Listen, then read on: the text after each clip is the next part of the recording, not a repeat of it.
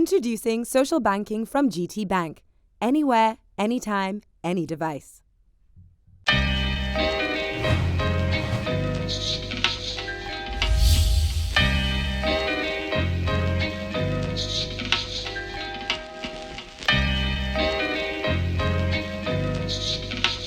My name is Ewemade Erhabor-Emokpae, and I'm the Creative Director of Shakara Couture, Lagos.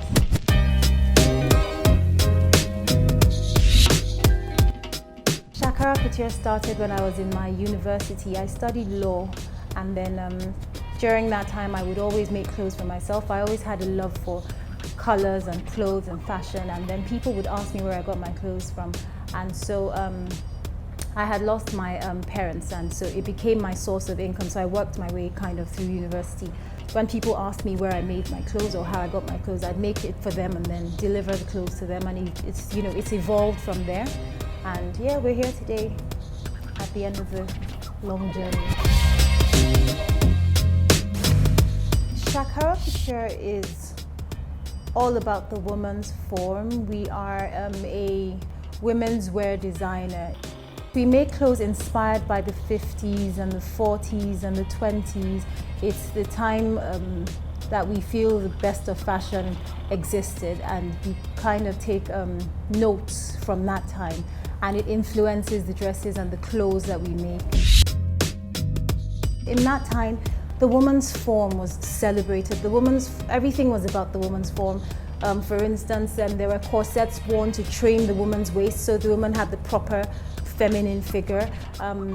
There was glamour. You saw a star and knew that person was a star. The sparkle, the dresses, the wardrobe, everything was detailed and complete. And the woman always looked complete, and that's what I love about that time. We make ready-to-wear clothes. We make some clothes that are more for the runway and can be adapted to each client. And every now and then we make clothes that are made to fit, that are made to measure for each client, depending on what the client asks for. We have our influences in the 50s and the 40s and the 20s. We take bits and pointers from that time and infuse it with our own African culture and the culture of the times as it is now. The sort of person I would say that will wear Shakara Couture is a confident woman, a woman that understands her body, understands what works for her physique, for her form, and knows exactly what she wants and what she likes. So it's for a confident, feminine woman. The brand personality of Shakara Couture, it's not edgy, it's about the woman's form. It's very, very feminine. So I think that's the word to describe Shakara Couture. It enhances the woman's form, the woman's physique. So it's a very womanly line. The creative process is kind of straightforward on paper, but it can be very long-winded. It starts, I suppose, with a spark in my head. I try to think of something that I'm interested in doing for a line, for a season, for that time.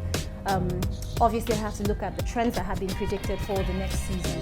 So I go through the trends that are being predicted. There are places that you can find that. Then I look for something that will influence the line. For instance, right now we're working on the cloth of the Catholic Church. So that is a strong influence right through the line. That allows me to, the creative mind, people that are creative understand, you need something to hone, to give you kind of like your borrow vision. You don't want to see everything else because the mind tends to wander. I find something to bring my mind to one focal point, and then I design along those lines. So I pick my colors, I pick my influence for the line, and then I start to drape. So what I do by draping, it's a system of pattern cutting, pattern making, that I don't do the cutting actually because it's really long.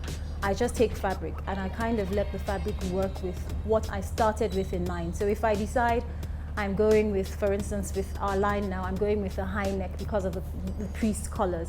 I know I'm starting with a high neck, but then the rest of the dress kind of creates itself as I'm draping. So the fabric works with what I'm doing, and then I come up with my style. Then it goes into drawing, it goes into flat drawing as well as illustration to see how the dress will look on a person as illustrated, and to see how it will look as a flat pattern. So I make the flat pattern and I do the illustration. Then it goes to my machinists and my pattern cutter. So the pattern cutter does the pattern, the machinist does my sample, and then I get to see how a sample of the dress would look. If it's something that I like, we do our selection process. So we decide what out of the line is going to become the actual line that makes it to, you know, mass manufacturing, stocking in the store, the fashion show, or what we'll just put in our archives as a bad idea. I like fluid fabric. I like fabric that's easy to drape, where it's like an adventure, making different things with it. It makes all kinds of shapes. It makes all kinds of, you know, all kinds of dreams. Everything you want can be interpreted into the fabric. I love lace. I think certain kinds of lace, especially laser cut lace, I like lace that allows you to put things underneath it and you can see what's working underneath it. So, and I like to try, I like to dare. That's another thing that draping allows. So I would use fabric that ordinarily won't work together and see how it works as I'm draping. The Alice in Wonderland campaign, actually the idea came from working with my brother, Ewemade. I wanted to do something that had to do with fantasy, and I started to plan about fantasy. The movie and the book is so rich in imagery. There's so much you can do with it that I just thought, that's amazing. I can do an entire year and I'm still doing, every campaign has another scene from Alice in Wonderland. My personal style is influenced again by vintage glamour. And, you know, I love the cat eye look. I love the red lipstick. I like the finished look. I like when attention is paid to even the smallest details. So I like when you can look at a person and see that every single thing was taken into consideration, and where you can transform yourself into anything the next day. That's my personal style.